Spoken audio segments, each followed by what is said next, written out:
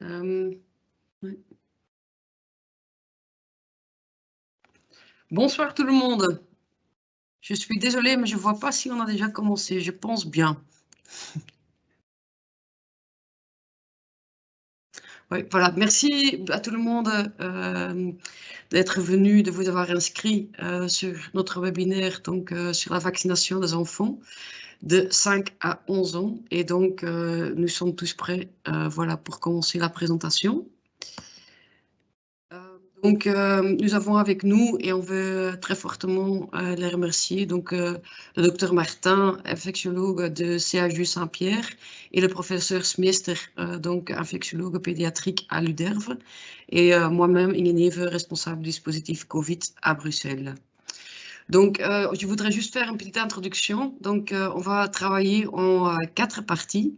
Donc, première partie va être faite par Dr Martin et donc elle va donner un update médical sur l'épidémie.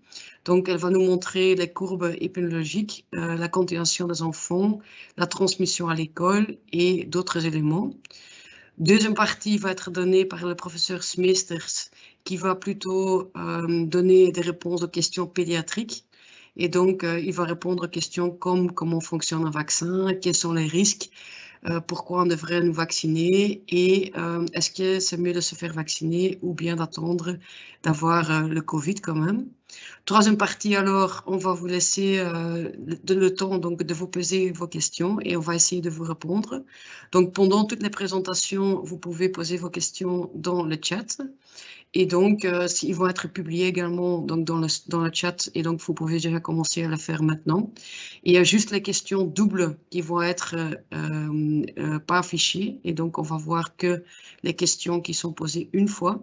Et donc, après les deux présentations, on va donc prendre les différentes questions et on va essayer de vous donner des réponses à ça. Et quatrième partie, je vais revenir vers vous justement avec quelques informations pratiques sur le comment on organise la vaccination, à quels endroits, etc. etc.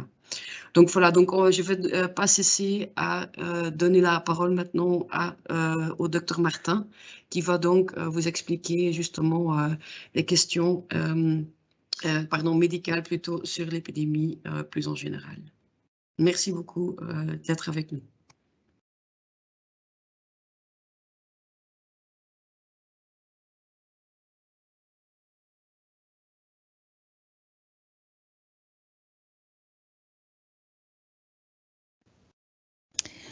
Bonjour à tous, donc je me présente, je suis le docteur Charlotte Martin, je suis infectiologue au CHU Saint-Pierre à Bruxelles et je vais discuter en quelques minutes de l'épidémie de Covid, des dernières données, en particulier des données qui concernent peut-être l'infection des enfants, justement des enfants de 5 à 11 ans. Et des particularités de l'infection chez ces enfants. Dia suivante.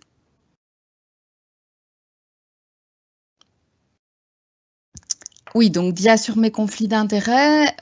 Il faut savoir que tous les conflits d'intérêts pour les médecins sont publics et donc accessibles à n'importe qui sur un site très bien fait qui s'appelle bitransparente.be, sur lequel vous pouvez mettre le nom du médecin et voir si il a des liens avec l'industrie pharmaceutique. Dans mon cas, je n'ai pas de lien contractuel, mais certaines firmes pharmaceutiques ont participé financièrement à des congrès, quand on pouvait encore aller en congrès en présentiel, en 2018 et en 2019. Dia suivante. Alors, où est-ce qu'on en est dans l'épidémie, là, au 23 février 2022? Je vous ai mis en haut à droite, donc ça, c'est les courbes qu'on trouve, par exemple, sur le site de Sciensano. En haut à gauche, c'est un site qui s'appelle Our World in Data, où vous voyez la courbe de la Belgique. Et ce qu'on voit en haut à gauche, c'est la courbe des cas.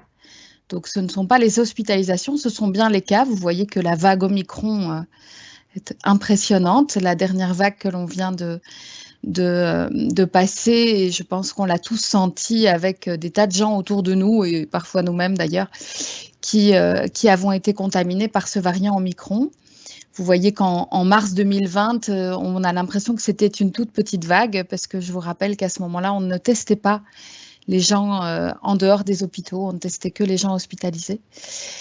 Et donc, on a, avec cette image en haut à gauche, quand même un petit peu une notion, même si on ne peut pas comparer à mars 2020, de l'ampleur de la vague que l'on vient de passer.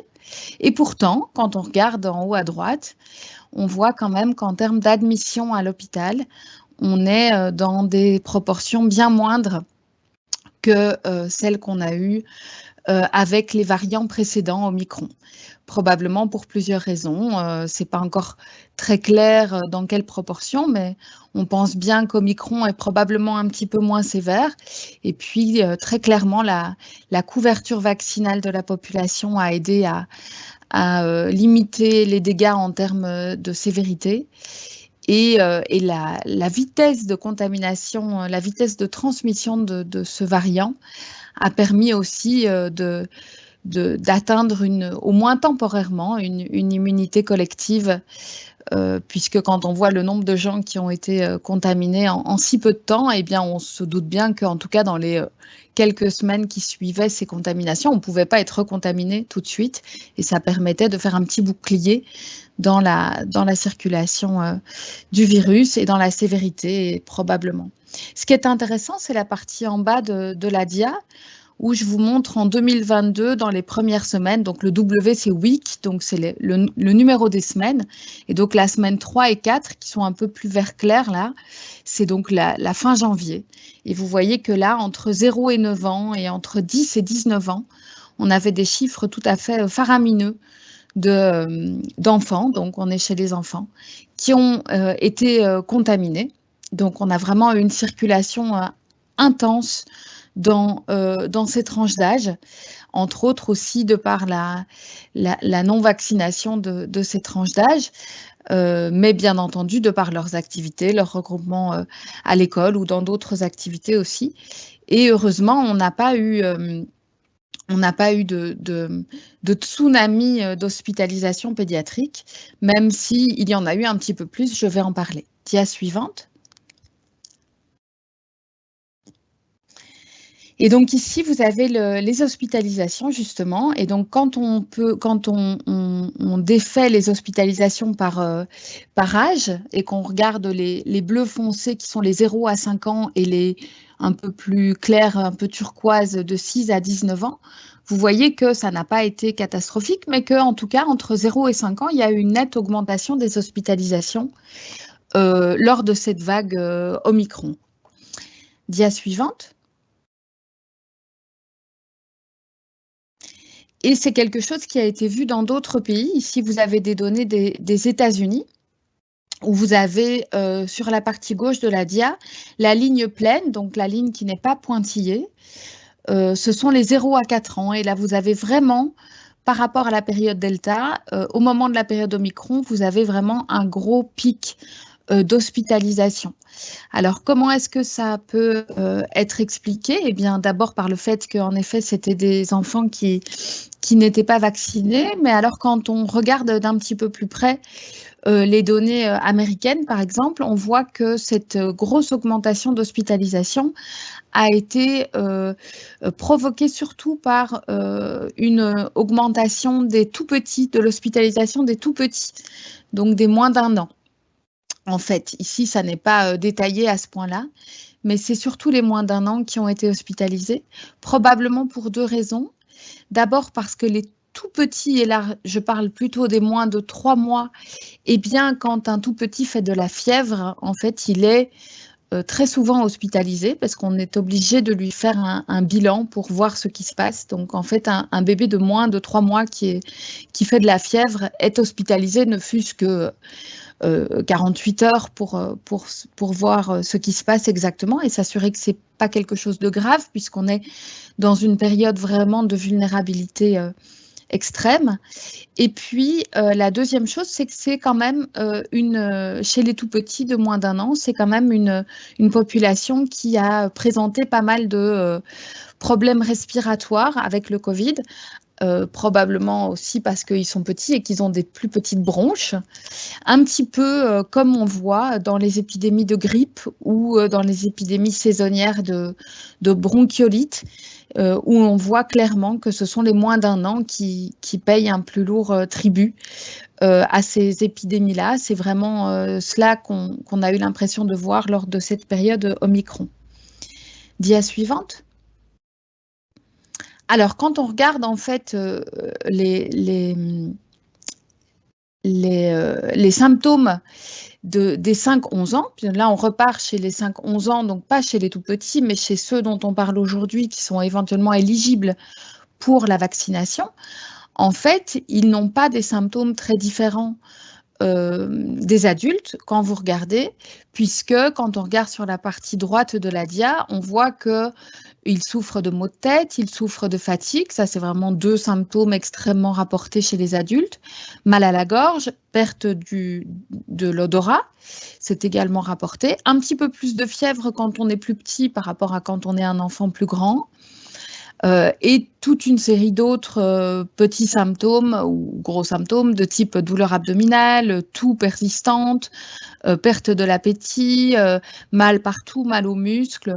Donc on est dans quelque chose d'assez similaire dans les 5-11 ans avec les symptômes que l'on voit chez les adultes. On sait que les enfants, qu'ils aient des symptômes ou pas, et ça a été décrit, ça a été bien décrit depuis la période Delta, peuvent être porteurs de grandes quantités de virus. Donc, ils sont contagieux, même quand ils sont asymptomatiques. Ça, c'est la même chose que les adultes. Ils sont donc, comme les adultes, un réservoir pour la transmission. Donc, le fait d'être asymptomatique, mais de pouvoir être malheureusement contagieux, ça veut dire que même si on va isoler des enfants qui sont symptomatiques, par exemple, en se disant « c'est pas une bonne idée d'aller voir mamie parce que tu as un rhume et que c'est peut-être le Covid », mais malheureusement, il y a la possibilité que même un enfant asymptomatique soit porteur de virus, donc réservoir pour la transmission. Et puis, comme tous les âges, que ce soit les adultes, les adolescents ou les enfants, toute personne chez qui le virus se multiplie beaucoup et est très actif, eh bien, c'est un réservoir pour l'émergence de variants, puisque les variants, ce n'est qu'un virus qui a beaucoup muté, et les mutations se passent au moment de la multiplication du virus. Donc, quelqu'un qui est activement malade a du virus qui se multiplie activement et peut éventuellement faire émerger un variant. Il n'y a pas, par contre, de corrélation, de lien entre l'âge des enfants et le fait d'avoir beaucoup de virus ou pas. Donc, ce n'est pas plus on est petit, plus on en a, ou plus on est grand, plus on en a. Non, ça a l'air d'être plus ou moins la même chose, quel que soit l'âge, en tout cas dans la tranche des 5-11 ans. Dia suivante. Alors, quand on regarde un petit peu les hospitalisations de ces enfants, je reviens sur le pic d'hospitalisation au moment d'Omicron, on peut être rassuré pour plusieurs choses. On voit quand même d'abord que c'est quand même 80%, ok, c'est pas 100%, mais c'est 80% de ces enfants hospitalisés au moment du pic d'Omicron, dans cet article américain, qui ont été hospitalisés pour des raisons de Covid. Donc, c'est pas, il y a 20% des enfants qui ont été hospitalisés pour autre chose, mais quand même 4 sur 5, c'était pour des raisons de Covid. Par contre, ils n'ont pas été hospitalisés très longtemps.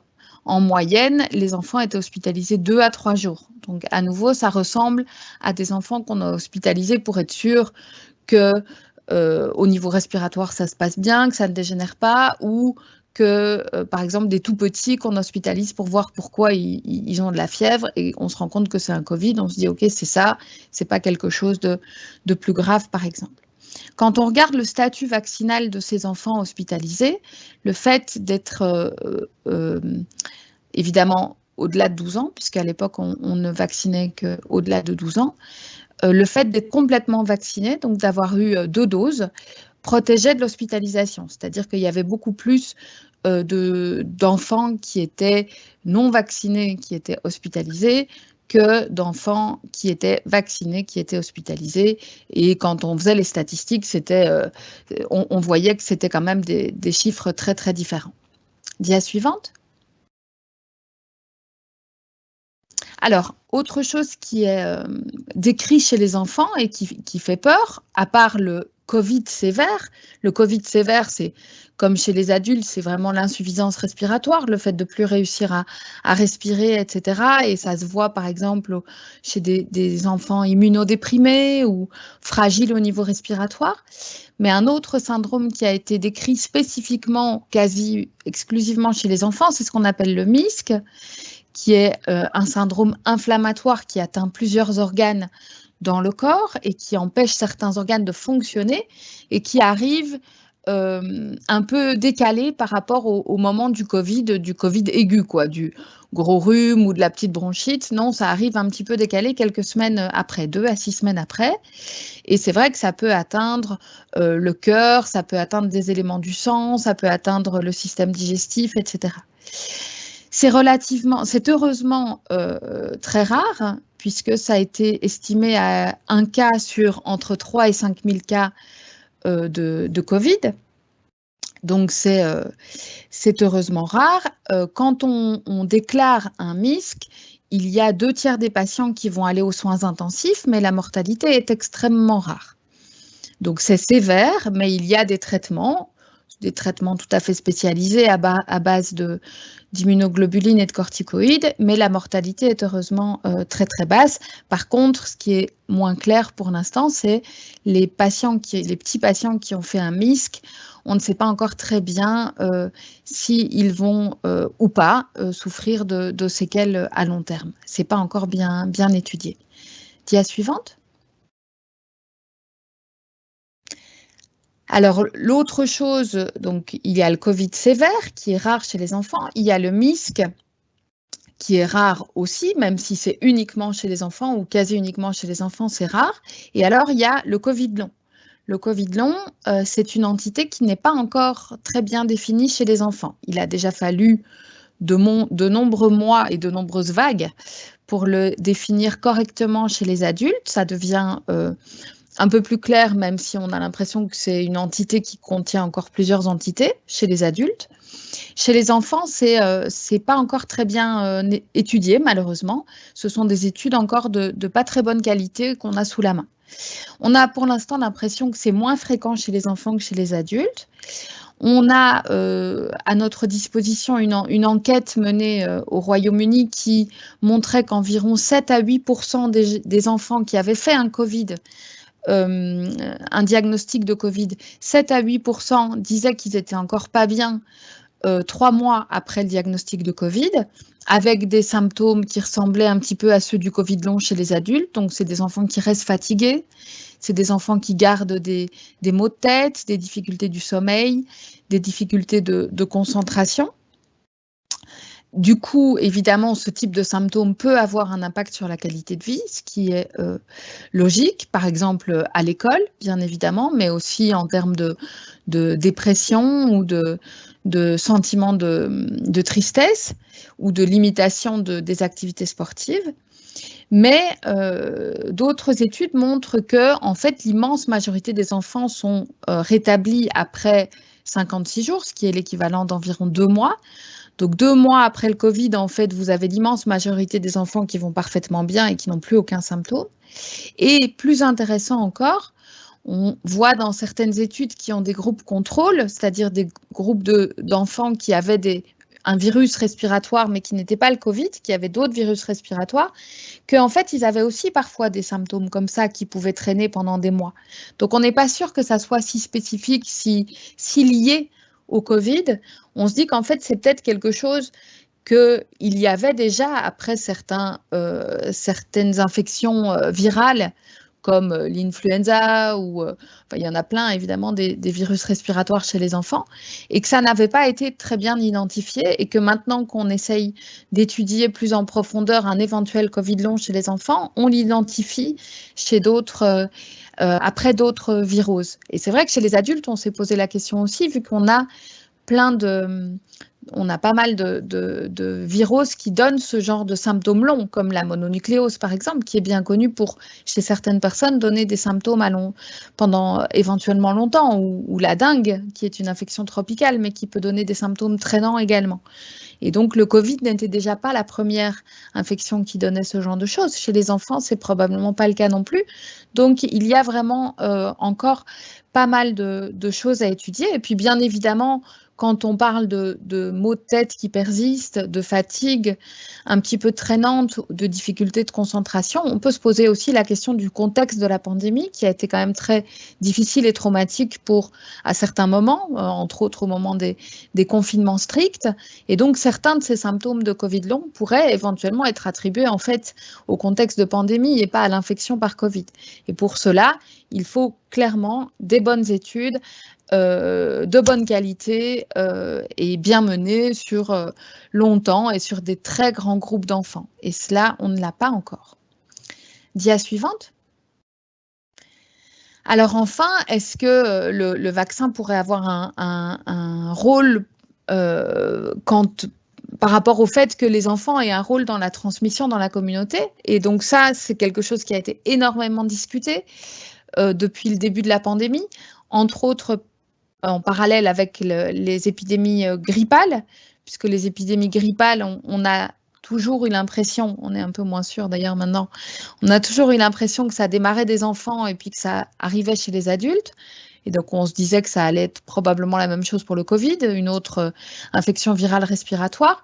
Et en fait, ce qu'on a pu montrer ici, je vous ai mis un exemple d'article, mais il y en a plusieurs des comme ça, c'est que la plupart des infections chez les enfants arrivent d'un adulte. Ici, c'est un professeur dans une école maternelle, un professeur non vacciné qui ne portait pas bien son masque ou qui l'a retiré en tout cas à plusieurs reprises, qui a infecté 12 enfants sur 24, donc la moitié de la classe. Et puis, bien entendu, ces enfants, ils ont éventuellement infecté leurs frères et sœurs et ils sont rentrés dans leur foyer ou parfois ils ont infecté leurs parents et leurs grands-parents éventuellement.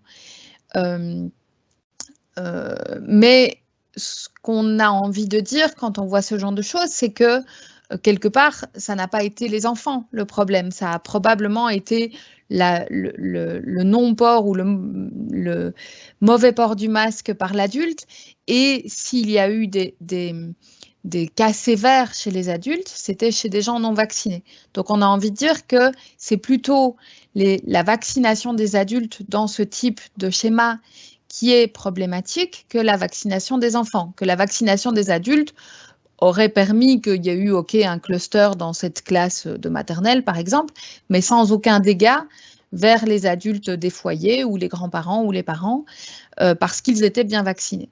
Donc, le rôle des enfants dans la transmission du Covid dans la communauté, il passe toujours par les adultes. Il n'y a pas quelque chose qui se passe uniquement autour des enfants. Et donc, si on a une très, très bonne couverture adulte, on peut se poser la question d'un impact supplémentaire de la vaccination des enfants. La question reste tout à fait ouverte. Dia suivante. Alors, bien entendu, ici, je ne parle pas, parce que pour moi, ça c'est très très clair, des enfants immunodéprimés ou des enfants avec des comorbidités. Les enfants avec des comorbidités, ils ont 12 fois plus de risque d'hospitalisation pour Covid sévère, 19 fois plus de risque d'hospitalisation en soins intensifs. Donc, il est très clair que ce sont des enfants qui doivent être vaccinés, parce que ça les protège. Ils ont besoin de doses supplémentaires, comme les adultes, immunodéprimés d'ailleurs, mais ça les protège du Covid sévère.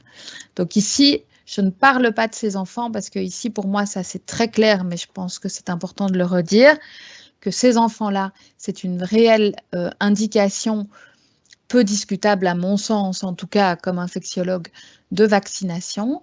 Je parle vraiment plus lors de ce webinaire de la vaccination des enfants de 5 à 11 ans en bonne santé. Dia suivante. Alors, contre le MISC dont on parlait tout à l'heure, donc le syndrome multi-inflammatoire qui est rare mais qui est dangereux chez les enfants, en tout cas qui peut les rendre fort malades, ce qui a été démontré clairement, c'est que la vaccination fonctionne très bien.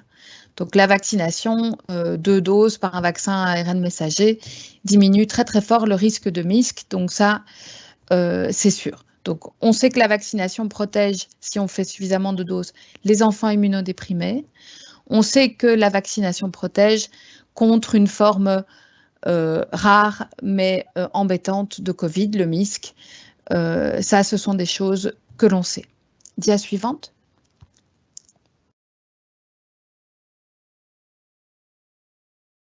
Sur les Covid longs, par contre, c'est vraiment quelque chose qui est encore mal étudié. Et je vous ai dit que de toute façon, on a vraiment peu de données de bonne qualité sur le Covid long chez les enfants. Et donc, on a encore moins de données de bonne qualité sur la vaccination, l'effet de la vaccination contre le Covid long. On commence à savoir, ça a été démontré relativement récemment, que chez les adultes, la vaccination semble diminuer la survenue des Covid longs d'environ la moitié, de 50%. Chez les enfants, on n'a pas encore du tout les données pour conclure à quoi que ce soit. Dia suivante.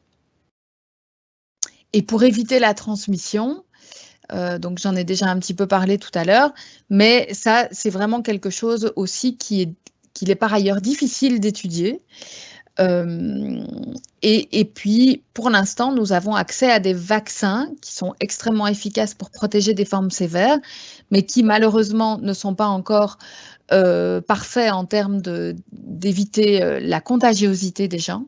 Et bien entendu que si on avait accès à des vaccins qui diminuaient très très fort la contagiosité, on pourrait se dire que ça aurait un impact sur l'épidémie chez les adultes. C'est quelque chose qu'on connaît bien, par exemple, dans la vaccination contre le pneumocoque. Quand on vaccine les enfants contre le pneumocoque, on les empêche de transmettre le pneumocoque et donc on diminue les infections à pneumocoque chez les adultes. C'est vraiment ce modèle-là que l'on aimerait avoir pour le Covid, mais que l'on n'a pas encore, parce qu'on n'a pas encore des vaccins qui permettent de diminuer très fort la transmission. Donc, on ne peut pas encore conclure à cela.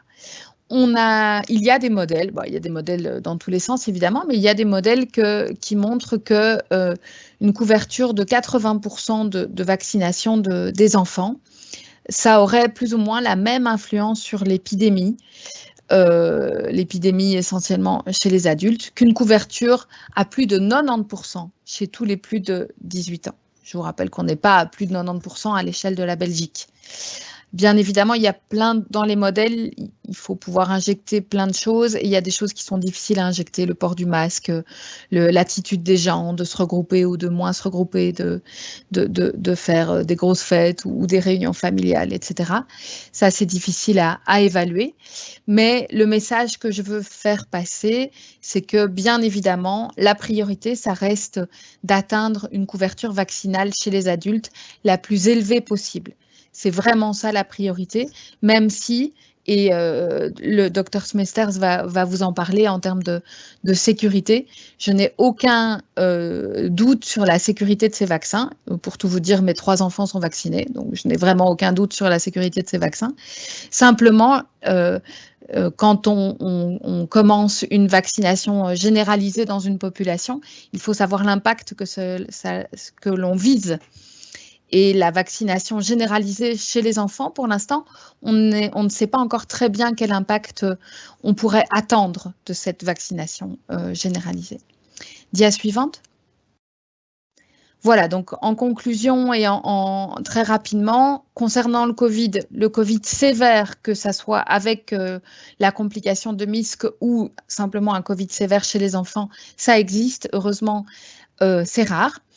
L'augmentation des hospitalisations pendant la vague Omicron, on l'a vu en Belgique, pas au point des États-Unis, etc., mais il y en a eu un petit peu en Belgique, mais on peut l'expliquer par plusieurs facteurs qui sont plutôt rassurants, comme l'hospitalisation des tout-petits pour bilan de fièvre ou pour complications respiratoires, mais sans grande catastrophe en tout cas. On n'a pas encore vraiment de données sur le Covid long chez les enfants. Ça, c'est vraiment quelque chose pour lequel il manque des bonnes études. La vaccination, elle protège des formes sévères, ça c'est sûr, et elle protège des MISC. Donc de ces complications rares. Mais on n'a pas encore d'idée précise de l'effet de la vaccination contre les Covid longs chez les enfants. Et on n'a pas encore d'idée précise de l'effet de la vaccination généralisée des 5-11 ans, par exemple, en termes d'impact précis sur la pandémie, contrairement à la vaccination généralisée chez les adultes, pour laquelle on a une idée très claire de son impact. Voilà, je passe la parole à Pierre pour la suite.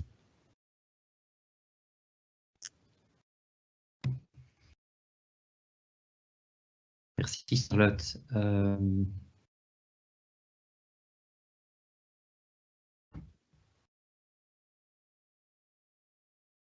Voilà, alors mon nom est Pierre Smester, je suis pédiatre à l'hôpital des enfants à Bruxelles et ma spécialité est l'infectiologie pédiatrique et on m'a demandé de faire un complément, je dirais, en coordination avec le docteur Martin, spécifiquement sur la vaccination. Alors, on est parti de 9 questions, si je peux avoir la dia suivante.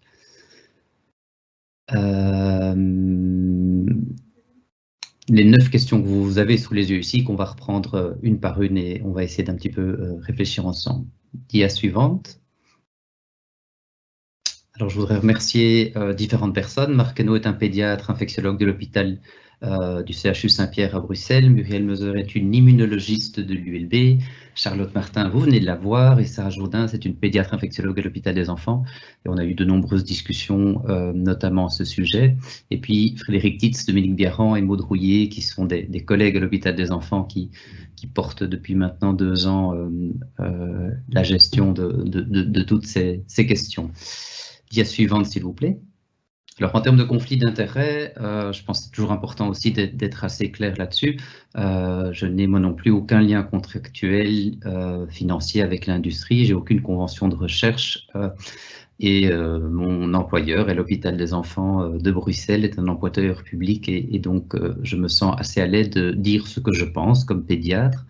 Mais peut-être est-il intéressant de mentionner des possibles biais de pensée. J'ai une collègue qui fait ça et je trouve ça toujours intéressant.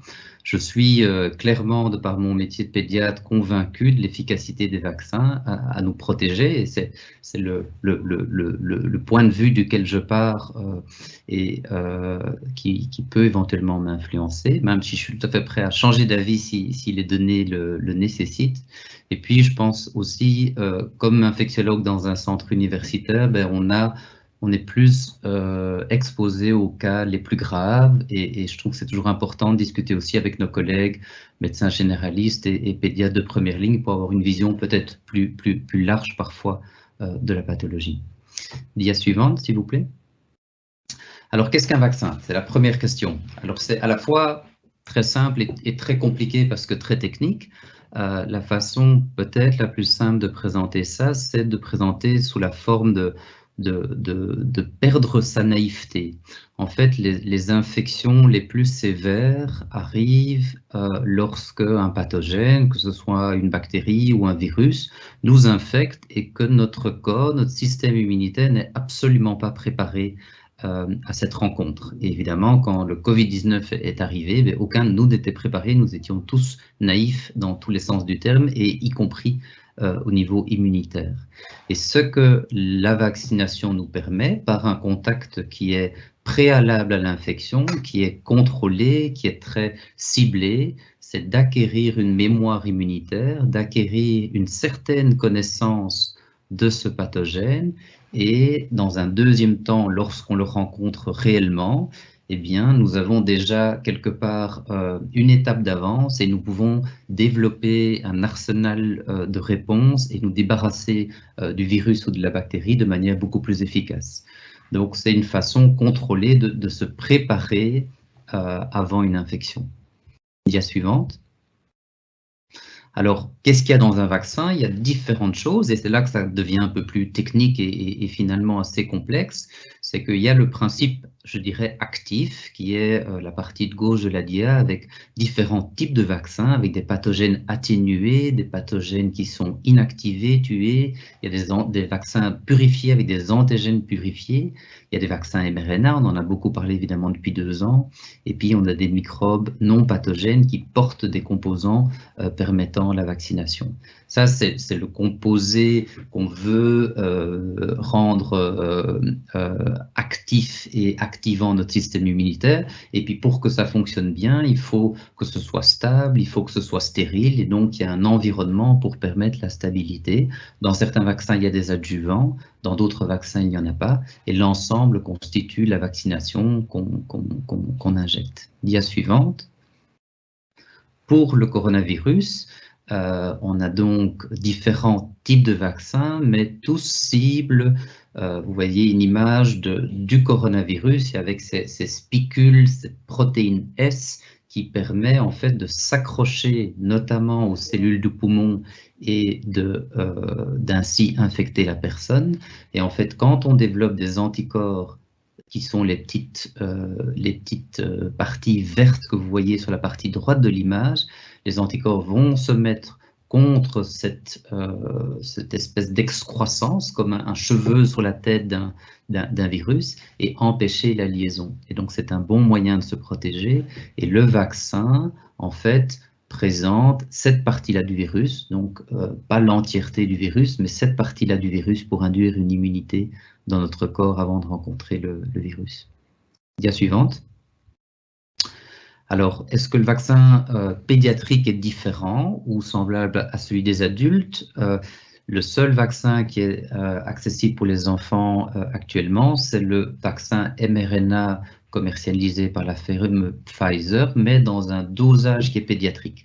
Et ça, comme pédiatre, c'est toujours quelque chose qui nous fait plaisir parce que parfois, on est contraint d'utiliser des médicaments qui ont été développés pour l'adulte et puis d'adapter les doses pour l'enfant.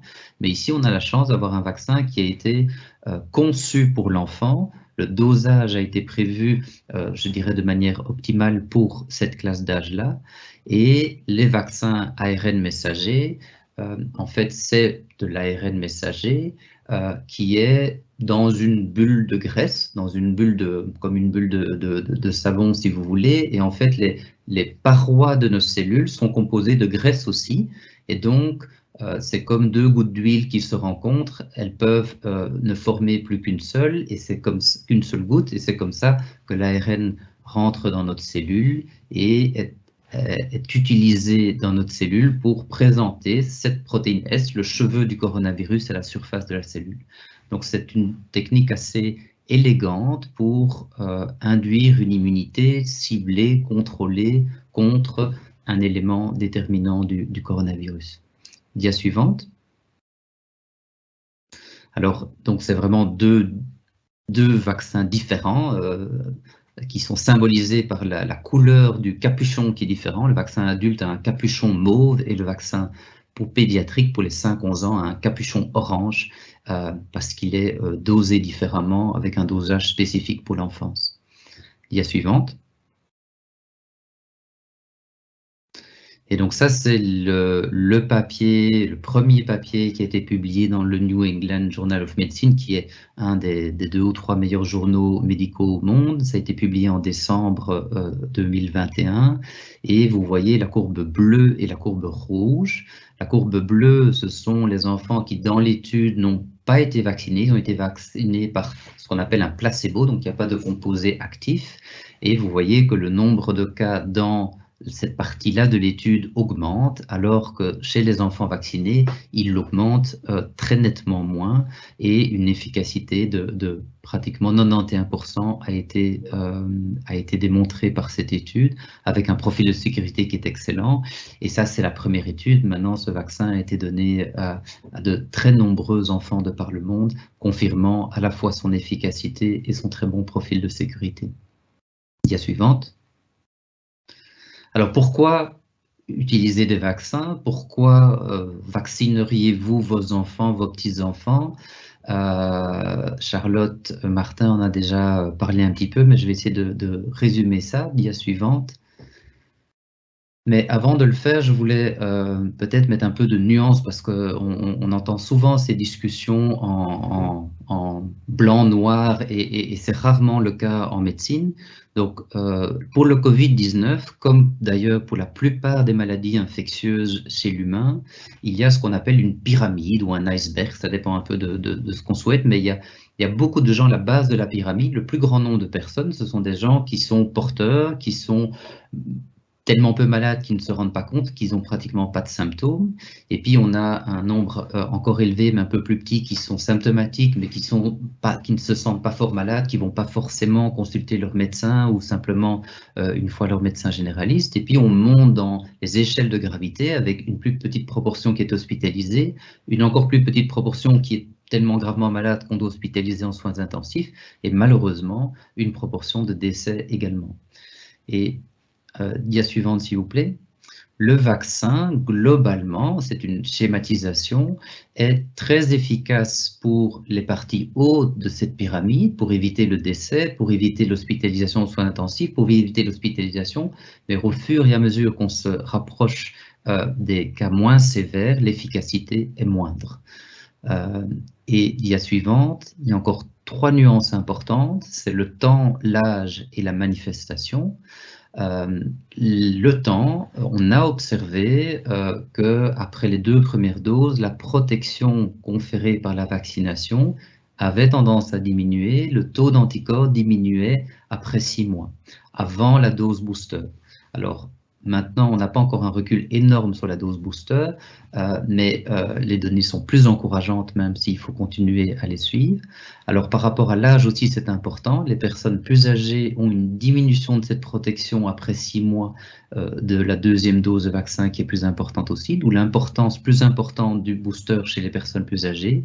Et la manifestation clinique, la diminution de la protection avec le temps est plus forte sur les formes siégelles. Donc, vous voyez que c'est plus compliqué que le vaccin marche pas. Il y a différentes composants. Le vaccin a une efficacité très très bonne, mais elle n'est pas parfaite et elle évolue dans le temps. Dia suivante. Alors, spécifiquement pour la vaccination, je vais finalement répéter ce que le Dr Martin vous a déjà dit. Dans les bénéfices de la vaccination, il y a la diminution de l'infection qui est partielle, qui n'est pas totale, mais qui est tout à fait significative, et des bons chiffres qui nous montrent qu'on diminue les hospitalisations par la vaccination et qu'on diminue les rares décès, mais c'est chaque fois quand même des drames, évidemment, par la vaccination. Il y a une diminution qui est maintenant claire, notamment avec 2 études récentes qui ont été publiées ces dernières semaines, de la diminution du risque du MISC dont le Dr Martin vient de vous parler. Et puis, il y a des données qui doivent être confirmées, mais qui sont vraisemblables. Il est vraisemblable d'espérer une diminution du risque de long Covid par la vaccination, mais il n'y a pas encore de preuve de cette diminution. Et il y a aussi cet espoir de diminuer par la vaccination des enfants les hospitalisations et les décès chez les adultes. Cet espoir est vraisemblable, mais le quantifier est difficile. Est-ce qu'il est significatif ou marginal? C'est vraiment difficile d'en être certain, et ça change en fonction des vagues et des différents variants, et donc ça évoluera encore à l'avenir. Donc globalement, l'argumentaire pour proposer la vaccination, c'est vous diminuez le risque. Moi, comme pédiatre, je ne suis pas particulièrement inquiet du Covid. Il y a d'autres choses qui me perturbent plus quand je rentre à l'hôpital le matin. Mais malgré tout, il y a certains cas qui sont plus élevés et le vaccin vous offre une protection par rapport à ce risque-là. Et il y a potentiellement un bénéfice pour la communauté aussi. Les risques, ce sont les effets secondaires. Je vais y revenir. Ils sont comparables aux adultes, probablement un petit peu mieux tolérés chez l'enfant que chez l'adulte, mais globalement du même ordre de grandeur. Dia suivante. Alors, on est dans un équilibre par rapport à la vaccination des enfants. C'est important pour nous comme pédiatres que ce vaccin soit proposé. Moi, je suis vraiment content qu'il soit là. C'est un outil de plus dans notre arsenal pour lutter contre cette épidémie. Et la question est nuancée par rapport à la vaccination des petits. Il y a des arguments qui sont pour, je les ai mentionnés. Il y a des arguments qui sont contre parce que globalement on n'est pas très inquiet de la pathologie liée au Covid-19 chez l'enfant, qu'on a encore des manques de données de sécurité dans le temps. Ce sont des études, on est rassuré sur la sécurité à court terme, on n'a pas encore les données à plus long terme, même si ce risque n'est pas tout à fait établi par les études antérieures. On ne craint pas vraiment les effets secondaires à long terme, mais on ne les connaît pas. Et donc, il y a vraiment une balance à faire en fonction des situations personnelles, et la position, c'est de proposer, de donner les informations pour que chacun puisse faire son choix. Dia suivante, pardon. Les effets secondaires connus chez les enfants à court terme et à long terme. Alors, il y a une figure qui est un petit peu dure à présenter complètement à droite, mais à court terme, ce sont les effets classiques de la vaccination, c'est-à-dire douleur locale, avoir mal au bras pendant quelques heures, 2-3 jours, un peu de fièvre, un syndrome grippal, des céphalées, voilà, quelque chose qui n'est pas la grippe, mais qui ressemble aux symptômes qu'on a quand on a une grippe légère. Ça arrive à peu près dans 10% des cas. À long terme, on n'a pas encore de données au-delà de 3-6 mois, mais le risque théorique d'avoir des problèmes au-delà de cette période est relativement faible. Donc, je ne suis pas du tout inquiet par rapport au safety, par rapport à la sécurité, et je pense vraiment que ce vaccin a un très bon profil de sécurité, et que même si le Covid est relativement bénin chez l'enfant, vous diminuez malgré tout le risque en proposant la vaccination à votre enfant. Dia suivante. Alors, la question des myocardites, on en a beaucoup parlé pendant l'été, pendant l'automne, et en fait, c'était dans le contexte des adolescents, de la vaccination des adolescents, donc des 12-17 ans. Alors, un petit mot sur la myocardite, c'est que c'est fréquent en pédiatrie. C'est quelque chose qu'on voit fréquemment, surtout chez les petits, les nourrissons, les deux en dessous des 3-4 ans, et puis à partir de 15-16 ans. Donc ça, c'est avant le Covid, c'est quelque chose qu'on a régulièrement. C'est quoi une myocardite? C'est une inflammation du cœur. Donc le cœur est un peu enflammé et fonctionne un peu moins bien. Heureusement, ça ne dure pas longtemps, c'est de bons pronostics, mais ce sont des enfants qu'on surveille parfois aux soins intensifs pendant quelques jours. Le pronostic est très bon, mais on doit être bien proche d'eux et les surveiller convenablement. Alors ça, c'est la maladie naturelle. Les données de vaccination, dia suivante. Donc ça, ce sont les données, vous voyez, à partir de 12 ans jusqu'à 50 ans. Ce sont les données de surveillance d'effets secondaires de la vaccination. Et on voit clairement, et on a vu ça, on a discuté de ça, que après la deuxième dose, ce sont les barres en rouge, et notamment beaucoup plus chez les garçons que chez les filles, dans la classe d'âge des adolescents, des jeunes adultes, donc je dirais de 16 à 24 ans, il y a, après la deuxième dose de vaccin, une augmentation du nombre de myocardites. Donc, un effet secondaire de la vaccination qui est réel, mais qui reste avec une fréquence qui est inférieure à la maladie naturelle. Donc, le vaccin n'est pas parfait, aucun des vaccins n'est parfait, mais malgré ce signal-là qui est quand même circonscrit à une classe d'âge et qu'on n'a pas observé chez les plus jeunes, et donc ce n'est pas un problème pour la vaccination dont on parle ce soir de 5 à 11 ans, en partie peut-être lié à la dose du vaccin qui a été adaptée, mais aussi peut-être par rapport à ce qu'on voit d'habitude. Ce sont des classes d'âge entre 5 à 11 ans dans lesquelles on voit peu de myocardite, et on a vu très peu, pratiquement aucune myocardite post-vaccinale dans cette classe d'âge-là. Dia suivante.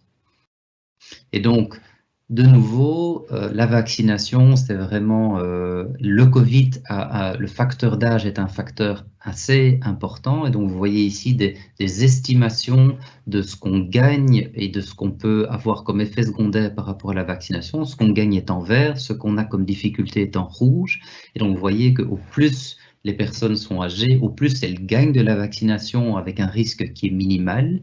Et cette balance, même pour les 12-17 ans, reste tout à fait favorable à la vaccination, mais elle est moins formidable, je dirais, qu'elle ne l'est chez les personnes plus âgées. Donc ça, c'est vraiment pour la vaccination des adolescents. Pour les 5-11 ans, la myocardite n'est pas un problème. Et on n'a pas eu ce signal de risque lié à la vaccination. Dia suivante. Et donc, par rapport à cette question de la myocardite qu'on nous avait demandé un peu de reprendre, c'est vraiment uniquement pour les adolescents. Et même chez les adolescents, il y a clairement un avantage, les bénéfices en termes de prévention d'hospitalisation, en termes de prévention d'admission aux soins intensifs et en termes d'éviter des morts est favorable. Chez les 5-11 ans, la myocardite n'est pas un problème après la vaccination. Dia suivante. Alors, comment ça se passe? Est-ce que c'est douloureux? Ça prend combien de temps? On a une antenne de vaccination pédiatrique à l'hôpital des enfants. Je pense que c'est exemplatif de comment ça se fait ailleurs. Donc, c'est sûr que quand on fait la vaccination des enfants, on prend du temps d'expliquer les choses, on prend du temps d'illustrer, on essaye de distraire les enfants, que ce soit quelque chose, jamais gai d'avoir une piqûre, mais en mettant un peu d'énergie et d'habitude, on arrive vraiment à ce que ça se passe de bonne manière. On peut gérer la douleur de beaucoup de façons. Une des façons les plus efficaces, c'est la distraction. Vous voyez un enfant avec un masque de réalité virtuelle, ça marche extrêmement bien, mais plus simplement, distraire, raconter une histoire, chanter une chanson, ce sont des choses qui fonctionnent aussi. Et donc, il y a une question de temps. On prend plus de temps à vacciner les adultes que vacciner des enfants, mais si on prend ce temps, ça se passe vraiment fort bien. Dia suivante. Alors, question compliquée, est-ce qu'il vaut mieux laisser le virus produire l'immunité naturelle? On a énormément entendu ça sur les réseaux sociaux, dans les discussions entre les gens, au lieu de se faire vacciner. Alors, sincèrement, c'est une question vraiment compliquée et pour laquelle on n'a pas toutes les réponses. C'est une question qui est évolutive. La réponse n'est pas forcément la même pour Omicron ou pour Delta, mais globalement, en tout cas jusque Delta, Omicron est encore fort, enfin on sort seulement de l'épidémie d'Omicron, donc c'est plus difficile d'avoir un bilan extensif en termes de Covid long, en termes de pathologies qui demandent un peu de temps pour être mieux comprises. Mais globalement, mon interprétation personnelle, c'est qu'en tout cas jusqu'à Delta, les données suggèrent que le risque de la maladie naturelle, et je le dis, je le redis, je ne suis pas inquiet du Covid chez les enfants, mais malgré tout, on a eu quand même quelques enfants pour lesquels on a eu de l'inquiétude. Ce n'était pas la majorité, mais ils existent, et la vaccination permet de diminuer ce risque-là. Donc, je pense que clairement, ce qu'on a observé avec Omicron, c'est que ça a circulé et qu'on était un peu démunis pour contrôler cette circulation. Ce qui a eu lieu. Ça a généré certaines difficultés, ça a aussi généré de l'immunité dans la population et ça, c'est plutôt une bonne nouvelle. Mais laissez sciemment, si vous avez le choix entre infecter votre enfant et le faire vacciner, clairement, les données actuelles montrent que le risque est moindre avec la vaccination. Dia suivante. Est-ce que la vaccination réduira la circulation du coronavirus dans les écoles primaires? Alors là, j'ai mis très complexe, je crois que c'est encore plus dur comme question que la précédente. Alors, probablement que oui, parce qu'il y a un effet sur la transmission, parce que c'est ce qu'on observe chez les adultes et il y a un gradient chez les enfants, donc il n'y a pas de raison que ce soit complètement différent. Dr Martin vous a dit qu'ils peuvent le transmettre dans une moindre mesure probablement, mais ils peuvent le transmettre et donc la vaccination aura un effet. Alors, est-ce que cet effet est significatif? Est-ce qu'il est important? Est-ce qu'il est marginal? Ça, c'est vraiment difficile. On a quand même l'impression que cet effet semble moins important pour Omicron qu'il ne l'était pour Delta. Comment ça peut évoluer pour le prochain variant qui peut être plus virulent, moins virulent, plus contagieux, moins contagieux? C'est vraiment très difficile à dire. C'est étudié, c'est analysé, il y a des modèles qui existent, mais la réponse n'est pas tout à fait claire. Mais il y a un espoir que ça puisse avoir une forme d'effet, oui. Question suivante, qui est la dernière. Ne vaut-il pas mieux reporter la vaccination des enfants jusqu'à ce que le vaccin contre le virus Omicron soit disponible? Sincèrement, je ne sais pas. Mon impression personnelle, c'est que non, parce que on n'a pas encore de données sur Omicron, parce que il est vraisemblable qu'on ait d'autres variants qui arrivent encore. Est-ce qu'ils causeront des difficultés ou pas? La bonne nouvelle d'Omicron, c'est que ça a moins rempli les soins intensifs et donc probablement en bonne partie grâce à l'immunité vaccinale et naturelle de la population. Mais je pense que l'idée d'attendre, voilà, on aura plus de données. Si c'est votre souhait, si c'est votre désir, c'est une option. Est-ce qu'on aura un vaccin pédiatrique Omicron? Je n'en suis pas certain, mais je ne sais pas dire plus par rapport à cette question. Dia suivante. Et donc, j'avais envie de conclure de manière peut-être un peu similaire à ce que le docteur Martin a dit. Je donne parfois comme exemple que je suis favorable à la vaccination des enfants. Je suis content qu'on ait un vaccin pédiatrique. Je pense que voilà les données, les arguments pour le faire. Ça ne me choque pas qu'on ne veuille pas le faire, mais je pense que c'est une bonne idée de le faire. Mais ceci dit, la priorité en termes populationnels reste de vacciner les adultes. Et donc, je pense que c'est important de le dire. C'est bien de vacciner les enfants en plus et pour les protéger, eux, mais la priorité est certainement de vacciner les adultes. Et ce que j'ai envie aussi de faire passer comme message, c'est que je trouve qu'on sort d'une période qui était quand même très stressante pour tout le monde. Nos vies ont été quand même fort chamboulées par toute cette histoire. Et ce que j'ai envie de dire comme pédiatre aujourd'hui, c'est qu'il faut diminuer la peur. Je pense que, je vous l'ai dit à plusieurs reprises, moi, j'ai pas peur de ce vaccin. Moi aussi, j'ai vacciné mes 3 enfants.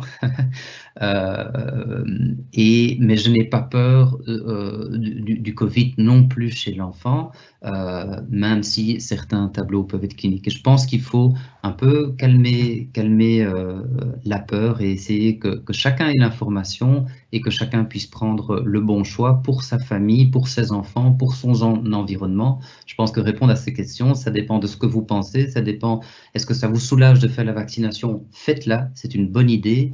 Est-ce que vous préférez attendre? Pourquoi pas? Est-ce qu'il y a une personne plus fragile dans votre entourage? Faire la vaccination, c'est une façon de diminuer au maximum le risque et d'être sûr d'avoir tout fait pour diminuer ce risque. Donc, selon la situation, parlez-en avec votre médecin et prenez la bonne décision pour vous. Voilà, c'est fini, je vous remercie.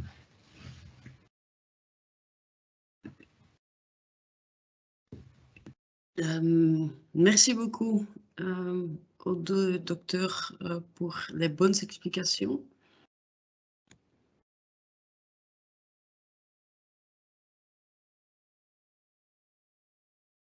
Voilà.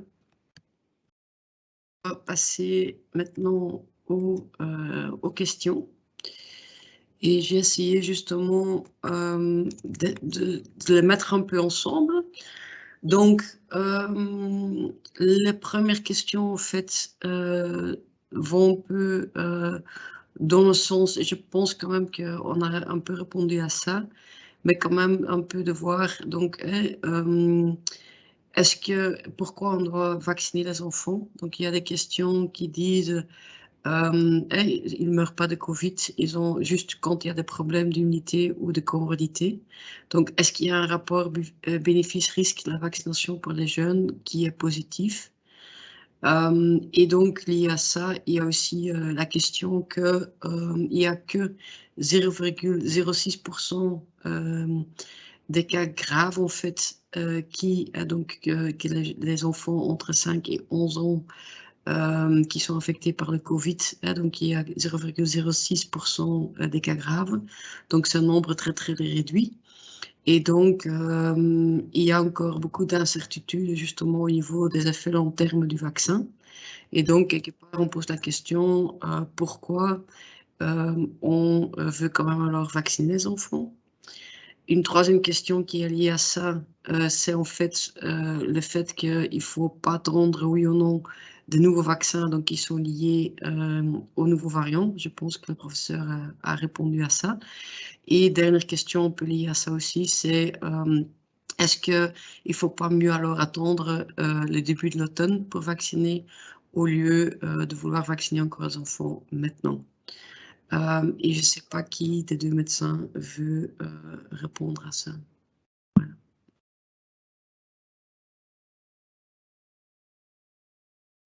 Moi, je veux bien essayer Ouais. et Charlotte complétera. Donc, oui, le risque est faible, mais il est encore plus faible avec la vaccination. Donc, ce n'est pas parce que le risque est faible qu'il est nul. Il y a eu des décès.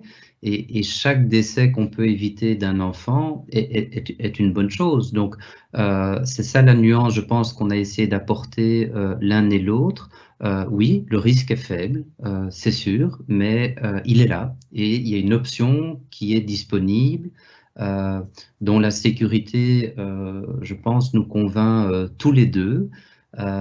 Les vaccins, on les connaît depuis longtemps et les effets secondaires à long terme ne sont pas très vraisemblables. Et par ailleurs, dans le long terme, il y a aussi toujours les questions du Covid long chez l'enfant, pour lequel on est globalement, de nouveau, on n'a pas l'impression que c'est extrêmement fréquent, mais on en a clairement, et c'est pas toujours facile pour les gens qui le subissent. Donc, voilà, c'est une possibilité qui existe, qui est proposée à tout le monde avec un vaccin pédiatrique qui a un profil de sécurité qui est tout à fait bon. Et voilà, vous diminuez un risque faible à un risque encore plus faible. Je ne sais pas si Charlotte veut commenter ou si ça répond aux questions par rapport aux variants, effectivement. Et par rapport à l'automne, oui, ça c'est peut-être la troisième question. Difficile de répondre. S'il ne se passe plus rien avant l'automne, ben oui, la question est ouverte. Si on a de nouveau une dose, pour l'instant, on a eu deux pics au printemps et 2 pics à l'automne, et puis on a eu Omicron au mois de janvier qui est un peu atypique. Qu'est-ce que l'avenir nous réserve? Personne n'en sait rien. Et donc, si on a une vague de nouveau au printemps, je pense que vacciner les enfants maintenant a tout son sens. Si on n'a rien du tout et qu'on a une vague à l'automne, vacciner les enfants à l'automne pourrait avoir du sens, mais ça, je mets au défi quiconque aujourd'hui de pouvoir répondre clairement à cette question. Ok, merci beaucoup. Dr Martin, vous avez quelque chose à compléter? Oh, peut-être dire simplement que c'est vrai que la vaccination Covid a déçu certaines personnes, là je parle plutôt des adultes, de par le fait que les anticorps diminuaient assez rapidement après quelques mois après la vaccination, mais il faut bien se rendre compte que les anticorps, c'est vraiment seulement une partie de l'immunité et qu'en fait, quand on vaccine quelqu'un et qu'il produit des anticorps, oui, ces anticorps vont d'ailleurs, dans beaucoup de maladies, après beaucoup de vaccinations, les anticorps vont partir au bout de quelques semaines à quelques mois, mais c'est pas la partie en fait spécialement la plus intéressante de l'immunité. Après une vaccination, c'est surtout l'immunité par les cellules qui est intéressante et qui, elle, a bien été démontrée comme durant de nombreux mois, voire même peut-être de nombreuses années. Il faut savoir qu'en plus, quand on vaccine des enfants, on vaccine des petites personnes en pleine forme avec un super système immunitaire. Donc, ce sont en général des personnes qui répondent très bien au vaccin. Et je pense que vacciner des enfants au printemps même si la prochaine vague est à l'automne, c'est terrible, on se demande même pas s'il y a une prochaine vague, on se demande juste quand elle sera. Ça va avoir beaucoup d'intérêt quand même. C'est exactement les mêmes questions que moi, on me pose dans mon centre de médecine du voyage où on me dit si je fais la vaccination trop tôt, je ne serai pas protégée pour mon voyage. Mais en fait, la plupart des vaccins, vous êtes protégés pendant des mois, voire des années. Donc, vous pouvez partir en voyage 6 mois plus tard, vous serez toujours protégé. Donc, c'est la même chose. Et alors, le deuxième commentaire, c'était sur les effets secondaires à long terme. Donc, on entend beaucoup parler d'effets secondaires à long terme. Il faut savoir que globalement, dans l'histoire de la vaccination, il n'y a quasi jamais eu d'effets secondaires à long terme pour une très bonne raison qui est que le job du vaccin, il se fait pendant quelques semaines et puis le job est fini. Il active le système immunitaire, ça prend pour bien activer le système immunitaire tant en termes d'anticorps que de cellules mémoire, etc. Ça prend quelques semaines, ça c'est vrai. Ça prend globalement 6 semaines probablement, peut-être un petit peu plus. Et donc c'est là qu'on peut avoir des effets secondaires éventuels et c'est là qu'on fait une surveillance très, très intensive. Et puis en général, après, il y a la mise sur le marché du vaccin et la surveillance qui continue après pendant des années. Mais il n'y a quasi pas eu de vaccin dans l'histoire de la vaccination où on a détecté des effets secondaires plus que plus que quelques semaines après la vaccination, puisque le vaccin, il s'en va, il ne reste pas dans le corps, il est désintégré au bout de quelques jours, et en particulier les vaccins à ARN messager, ils sont extrêmement fragiles. C'est bien pour ça d'ailleurs qu'on a mis beaucoup d'années à pouvoir les utiliser comme vaccin, c'est qu'ils étaient trop fragiles, ils se désintégraient dès qu'ils sortaient de la seringue, en gros. Il a fallu trouver ce petit truc de bulles d'huile pour réussir à les transporter sans qu'ils se désintègrent jusqu'à la cellule. Mais une fois qu'ils sont dans les cellules de notre bras, ils sont désintégrés très rapidement. Donc, ils ne se baladent pas du tout dans le corps. Il n'y a pas de l'ARN messager qui se balade dans le corps entier. La seule chose qui se balade dans le corps, c'est la réaction immunitaire que vous faites quand vous êtes vacciné.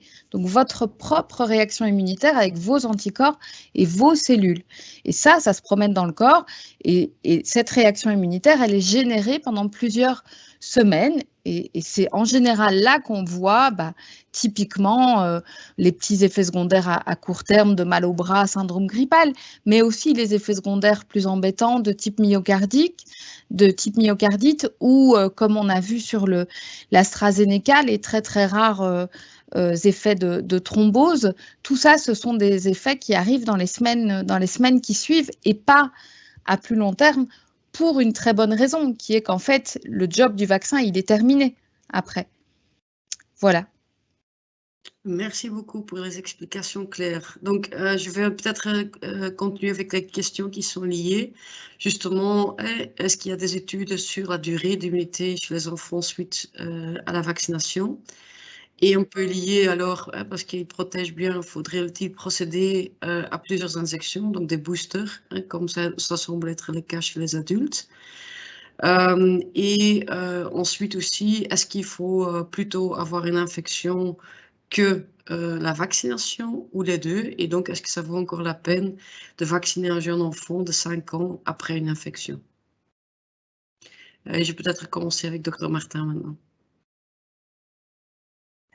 Alors, concernant la durée de protection chez les enfants, je pense que comme le docteur Smesters a dit, on n'a pas de recul de beaucoup plus que 6 mois.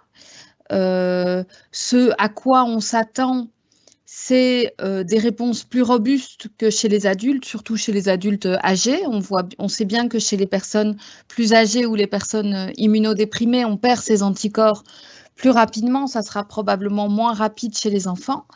Maintenant, comme je le disais, les anticorps, c'est vraiment qu'une seule partie de l'immunité. C'est un petit peu les gardes frontières, hein, les anticorps. C'est ce qui garde la frontière. Mais c'est pas, voilà, et c'est vrai que s'ils voient personne arriver aux gardes frontières, peut-être qu'ils vont moins venir et qu'ils seront moins là. Mais ça ne veut pas dire que derrière, il n'y a pas toujours les personnes qui gardent, qui protègent des formes sévères. Et donc, en général, chez les enfants, on a une réponse immunitaire robuste qui dure longtemps quand on a fait suffisamment d'injections pour bien générer une première réaction immunitaire. C'est une réaction qui peut durer longtemps. Prenons l'exemple du tétanos. Voilà, l'immense majorité des enfants sont vaccinés contre le tétanos. Ils sont vaccinés tout petits, donc à un moment où le système immunitaire n'est pas encore très mature. Là, ça nécessite plusieurs injections pour générer une bonne réaction immunitaire, mais une fois qu'elle est bien générée, elle dure 10 ans. Alors évidemment, je ne peux pas encore vous dire si ça sera le cas pour le Covid, mais c'est vrai que quand on vaccine des enfants, on a la chance, entre guillemets, de vacciner des enfants en bonne santé, en tout cas. On a la chance de vacciner des personnes qui ont un système immunitaire robuste, qui répond bien à ce type de stimulation. Mais je laisse le docteur Smesters compléter.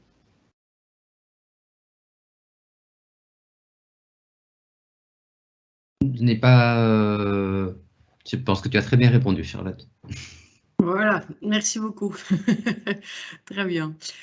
Donc alors, je vais revenir sur une question un peu plus lié à la présentation de Dr Martin. Et donc, vous avez montré un instituteur qui n'était pas vacciné et qui était infecté par les enfants. Donc, est-ce qu'on peut aussi dire que c'est l'inverse et donc est-ce que c'est le professeur qui a infecté les enfants ou est-ce que c'est les enfants qui ont infecté le professeur? Pardon, j'ai mal lu la question ici, c'est plutôt dire que vous avez expliqué que l'instructeur était responsable de la transmission, mais est-ce que ça pourrait aussi être l'inverse et pourquoi vous pensez que la transmission vient du professeur? Alors, attention, j'ai un très grand respect pour les professeurs, je le dis immédiatement.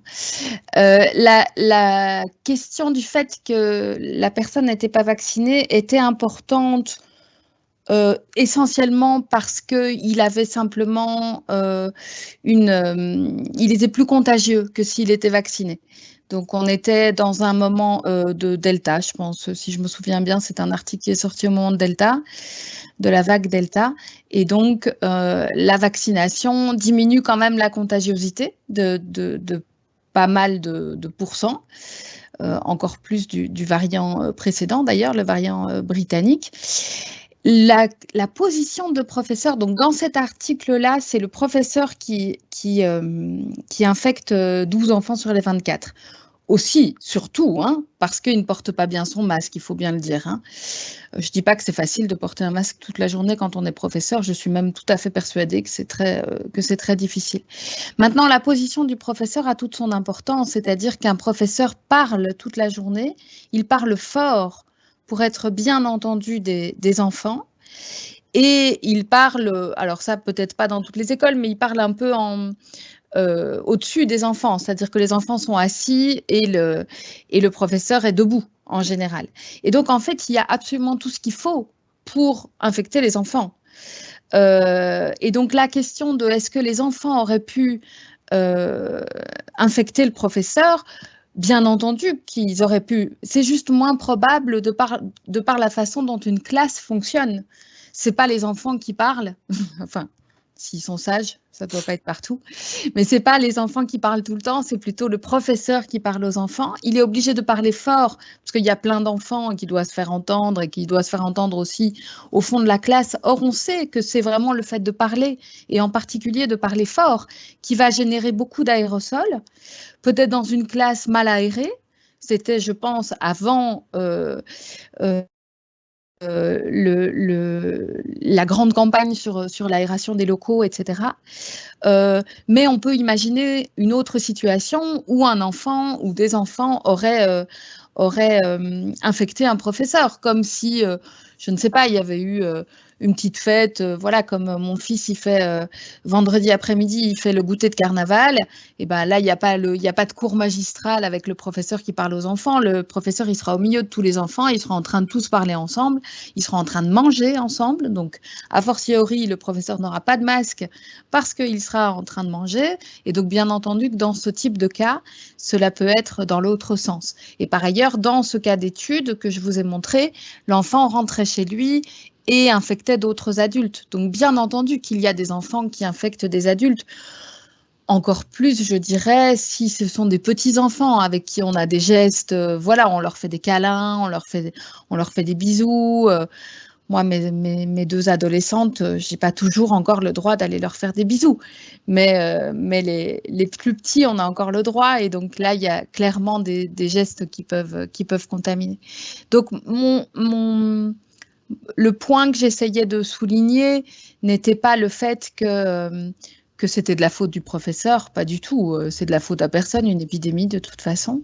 C'était vraiment que dans certains cas, comme par exemple un professeur face à une classe, où ça a été très bien montré dans des articles aussi, dans des chorales. Donc, par exemple, dans les chorales, il y a eu énormément de contamination parce que les gens ouvrent très fort la bouche, chantent, et cela fait vraiment des centaines de milliers d'aérosols. Et donc, il y a plein de gens qui sont infectés dans la chorale autour d'eux. Donc, ce sont des cas typiques où le risque de contamination augmente. Et donc, malheureusement, par exemple, pour les professeurs, c'est du coup particulièrement important qu'ils portent bien le masque. alors que justement, c'est particulièrement fatigant pour eux parce qu'ils sont toute la journée devant la classe, mais en fait, ils ont un métier qui est particulièrement à risque d'infection de leur entourage, simplement.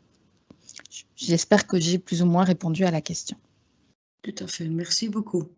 Alors, il y a aussi une question justement à la vaccination des 12 jusqu'à 18 ans. Donc, c'est pour professeur Smisters. Donc, en fait, vous avez parlé de différentes recommandations, etc. Donc, et là, c'est la question, est-ce que c'est le même bilan qu'on fait pour les 12-18 ans ou est-ce que c'est différent? Donc, je pense que l'indication, le bénéfice de la vaccination chez les 12-18 ans est probablement encore plus élevé. La difficulté, je dirais, ça a été la question de la myocardite, mais qu'on comprend mieux maintenant et dont on a pu bien limiter l'étendue et qui nous fait clairement moins peur que ce qu'on a eu comme question en juillet où on n'avait pas encore tout à fait toutes les données à ce niveau-là. Donc, non, moi je reste dans l'idée, et ça a parfois été un peu une frustration durant cette crise du Covid, c'est que parfois on parlait des enfants comme s'ils étaient tous les mêmes. Non, je pense qu'un enfant post-pubère de 17 ans, qui a une vie sociale très active, qui sort, qui vit en bande, qui a plein de copains, je pense que son indication de vaccination, à titre individuel et à titre collectif, est plus évidente qu'un enfant de 6 ans qui reste à la maison et qui a, je dirais, un cercle et des activités, un corps qui est prépubère aussi. Je pense que c'est un gradient et qu'il faut évaluer cette question en fonction de l'environnement. Et les 18 ans, ben, ce sont des jeunes adultes qui ont un mode de vie certainement très actif et on a eu quand même, et ça c'est le docteur Martin qui les a soignés, mais on a eu des jeunes adultes qui ont parfois, plus rarement que les plus âgés, mais ont été quand même fort touchés du Covid. Ok, merci beaucoup. Bon, après, il y a quelques questions sur les effets secondaires. Donc, je propose qu'on les prenne un peu ensemble. Donc, il y a une question, que pensez-vous du risque de myocardite, parce que là, on en a parlé, mais aussi péricardite, le paralysie de Bell et le décès dû au vaccin par rapport au Omicron bénin pour les enfants. Deuxième élément, c'est est-ce que vous avez des chiffres exacts des effets secondaires graves observés chez les enfants? Pour comment on peut se lancer dans une telle campagne alors que le recul sur les effets moyen et long terme sont inconnus? Je pense que là, le professeur Martin a répondu. Ceci à l'évidence disproportionné au regard des effets du coronavirus lui-même sur les enfants. Est-ce qu'il est possible de développer un Covid long juste à partir d'un vaccin? Et c'est une question pour un adulte comme pour un enfant.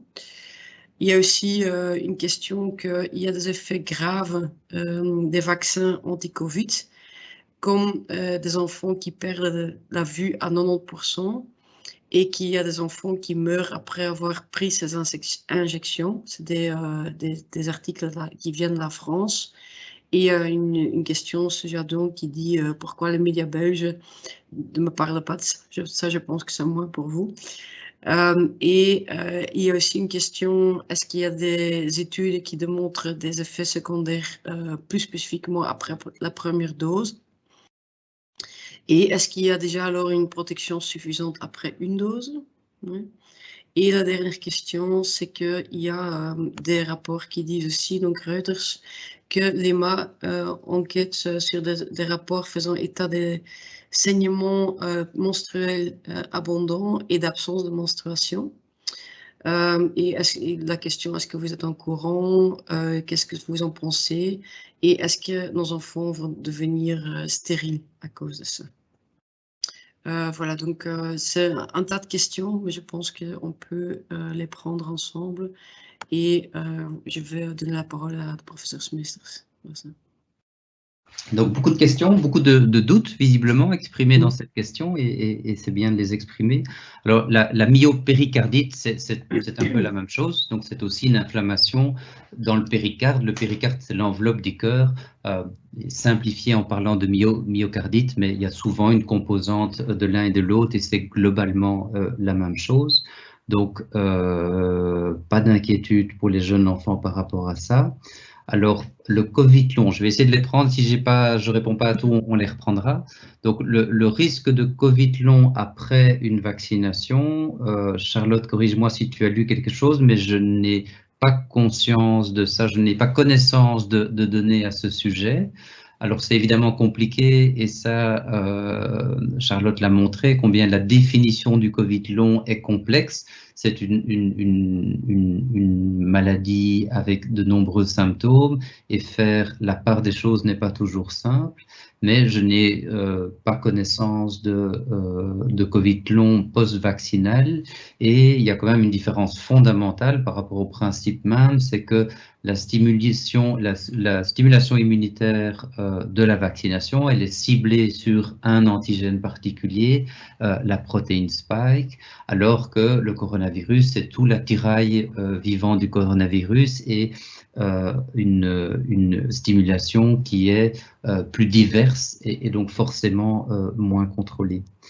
Alors, il y avait la question de la perte de la vue. Alors, le seul élément dont moi j'ai été au courant, c'est une vidéo qui a beaucoup circulé sur les réseaux sociaux. Et cette vidéo a été montrée comme étant fausse. Il n'y a pas d'élément de perte de vue à 90% comme j'ai entendu dans la question. Donc ça, c'est pas un effet secondaire qui a été étayé. Par rapport à la stérilité, il y a eu aussi beaucoup de questions qui ont circulé et les données ont été consolidées, notamment chez les hommes où on a montré assez clairement que le Covid, l'infection à coronavirus, induisait une diminution de la spermatogénèse au niveau des testicules, ce qui n'a pas été montré avec le vaccin, mais ce qui a été montré avec l'infection. Et donc, par rapport à la stérilité, il n'y a pas d'éléments objectifs qui permettent d'étayer cette crainte-là. C'est une crainte qu'on a beaucoup entendue, on l'entend moins maintenant, mais elle a été relayée. La question des saignements, donc au niveau des menstruations qui peuvent être un peu différentes, ça c'est quelque chose qu'on observe en pédiatrie chez les jeunes adolescentes qui sont réglées depuis pas très longtemps et les infections virales peuvent induire effectivement des troubles, des petits délais dans les règles ou des règles qui sont un peu différentes. Et donc, qu'il y ait au niveau du cycle éventuellement un signal par rapport à la vaccination, c'est possible, mais pas en termes de stérilité. Donc, il y a vraiment une distinction à faire entre les règles des jeunes filles et leur fertilité. Et je ne sais pas si j'ai répondu à tout ou pas. Presque tout. Il y a resté encore la question sur est-ce que alors il y a des études sur les effets secondaires après la deuxième dose et alors si c'est le cas, est-ce qu'il n'est pas mieux de s'arrêter après une seule dose?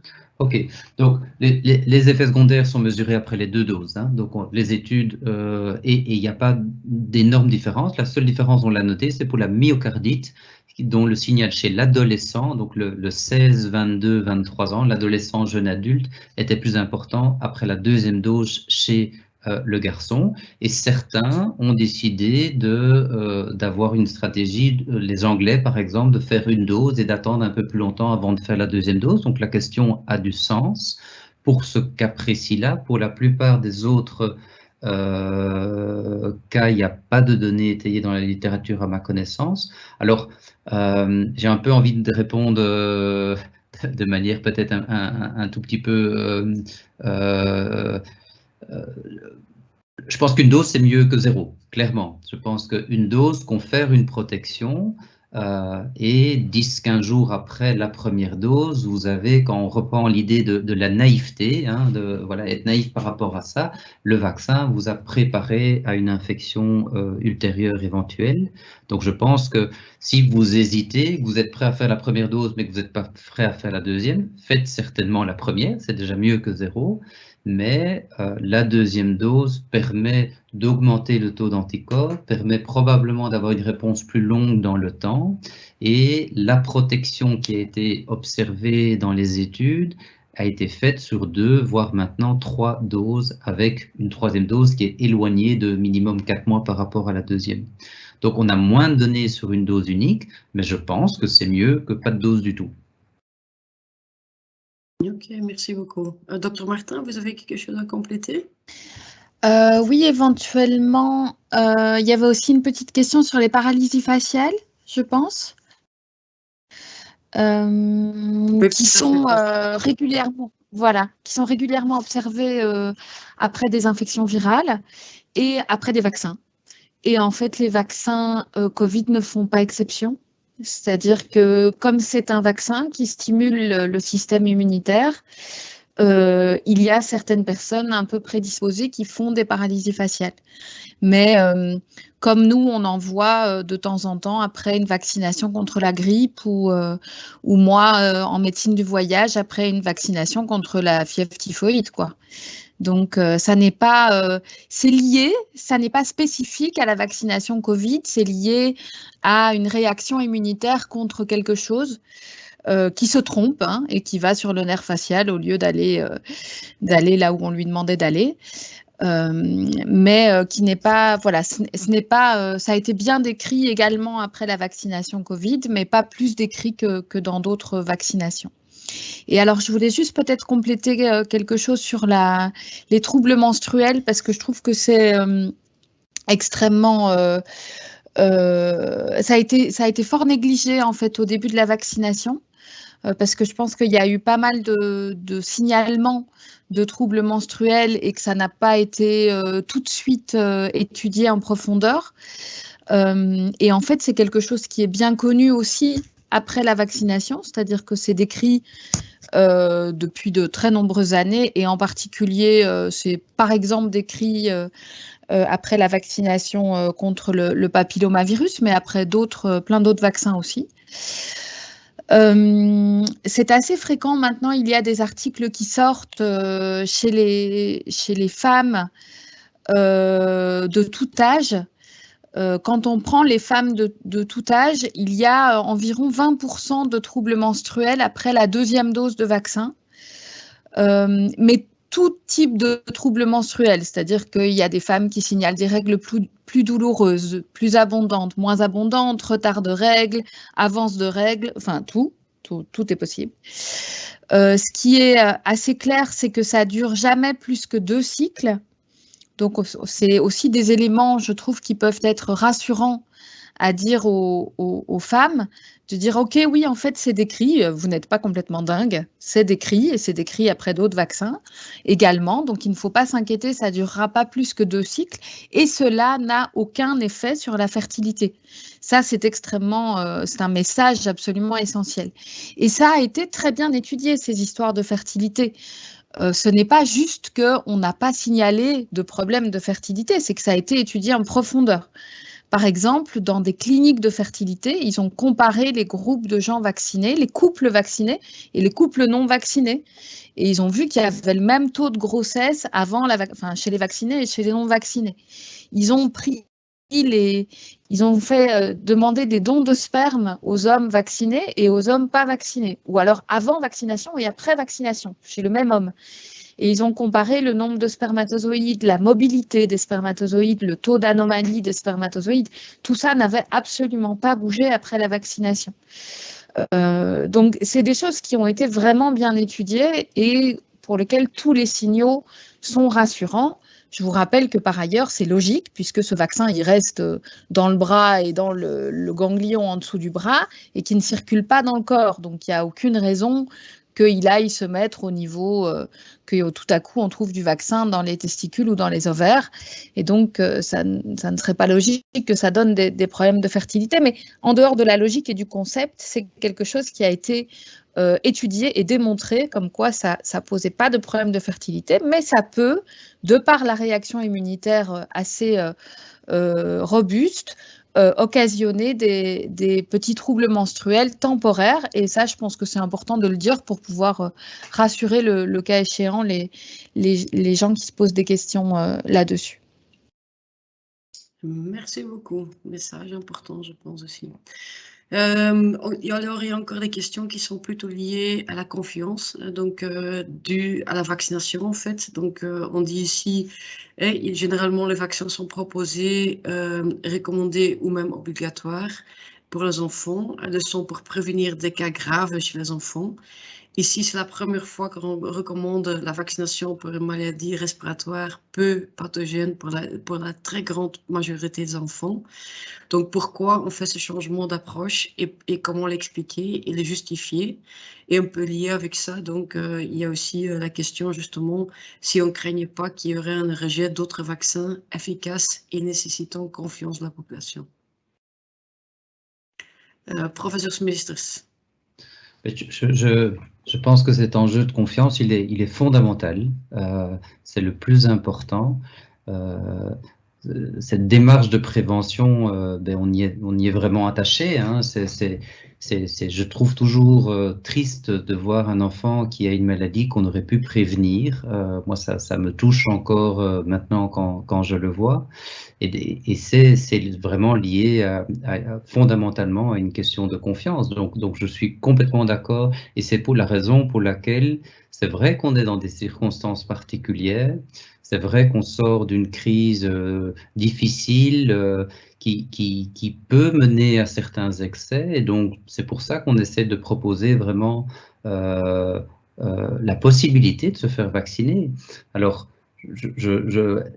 je crois que dans les différents vaccins pédiatriques, le risque, la fréquence de risque d'apparition de maladies graves varie aussi. Il y a des vaccins pour lesquels je serais plus préoccupé comme pédiatre d'un enfant que je suis si la vaccination n'est pas faite, et d'autres qui le sont peut-être bien d'avoir, mais moins fondamentaux à avoir. Donc je ne pense pas qu'il y ait un vrai changement de paradigme, mais il y a un contexte qui est très particulier pour l'instant, ça c'est sûr.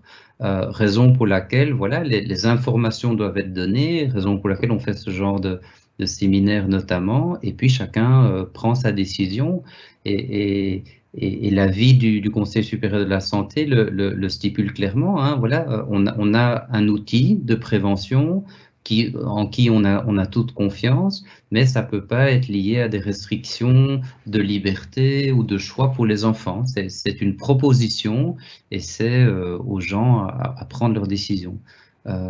Donc voilà, j'espère que je réponds à cette question. Merci beaucoup. Il y a aussi encore la question si le vaccin est toujours en essai clinique jusqu'en 2023. Peut-être Dr Martin ou Professeur Smith. Oui. Alors, donc, les phases 3 de vaccins, donc si on doit reprendre les différentes phases, la phase 3, c'est sur un grand nombre de gens. La plupart les vaccins Covid qui sont disponibles en Belgique ont été testés sur beaucoup plus de gens que ne le sont d'habitude les vaccins. Il faut quand même ça que les gens se rendent bien compte que mais moi, évidemment, je connais surtout les phases 3 adultes, mais les phases 3 adultes ont été testées sur 10 à 15 fois plus de gens qu'une phase 3 habituelle pour un vaccin. Un des derniers vaccins, en dehors de tout Covid, hein, en dehors du Covid, un des derniers vaccins qui est arrivé sur le marché est un vaccin contre le zona. Sa phase 3, c'était sur 6000 personnes. Et c'est une phase 3 normale pour un vaccin. Alors que les phases 3 pour les vaccins Covid ont été faites sur 40 000 pour une marque, 40 000 pour une autre marque, 20 000 pour une autre. Donc, on est déjà dans des chiffres bien plus énormes. Pourquoi? Entre autres parce que on savait qu'on allait devoir administrer ces vaccins à un nombre énorme de gens et qu'on voulait s'assurer qu'on avait les meilleures données possibles concernant ces vaccins. Alors, une phase 3, quand on la démarre, on décide de suivre les gens pendant X temps. Ça peut être pendant 6 mois, ça peut être pendant 3 ans. Quand on vaccine, quand on fait une phase 3 pour un vaccin, on fait en général ce qu'on appelle un follow-up, donc un suivi de minimum 1 an, 2 ans. On ne va pas les observer pendant 3 mois, être sûr qu'ils n'attrapent pas la maladie et puis arrêter. Donc, on les suit pendant quelques années, en général, 2-3 ans. Et donc, quand on dit que la phase 3 est toujours en cours, c'est-à-dire que les gens qui ont été vaccinés dans la phase 3 sont toujours en observation parce qu'on a décidé que cette phase 3 allait durer 2 ou 3 ans. Et je sais qu'on a tous l'impression que le Covid, on y est depuis 10 ans. Mais en fait, je vous rappelle que les phases 3, elles n'ont pas été commencées il y a si longtemps que ça. Elles ont été commencées il y a 1 an et demi. Donc, on est simplement encore dans le follow-up de la phase 3. Simplement, les données de safety et d'efficacité, donc de sécurité et d'efficacité, étaient tout à fait dans un contexte de pandémie, je vous le rappelle, de pandémie mondiale avec arrêt des économies et malheureusement des dizaines de milliers de morts, on fait qu'on a mis sur le marché, avec une autorisation de mise sur le marché exceptionnelle, ces vaccins et qu'on a continué ce qu'on appelle la phase 4, c'est-à-dire la pharmacovigilance, c'est-à-dire qu'on continue à demander de rapporter activement tous les effets secondaires de ces vaccins. Et cela, ça dure très longtemps, ça dure en général au moins 10 ans. Et ça, là, je parle de tous les vaccins, que ce soit les vaccins Covid ou n'importe quel autre vaccin. Et par ailleurs, tous les médicaments également, quand ils sont mis sur le marché, on demande de rapporter activement, ça fait partie de notre rôle de médecin et de pharmacien, entre autres, de rapporter activement tous les effets secondaires pendant des années après la mise sur le marché. Merci beaucoup.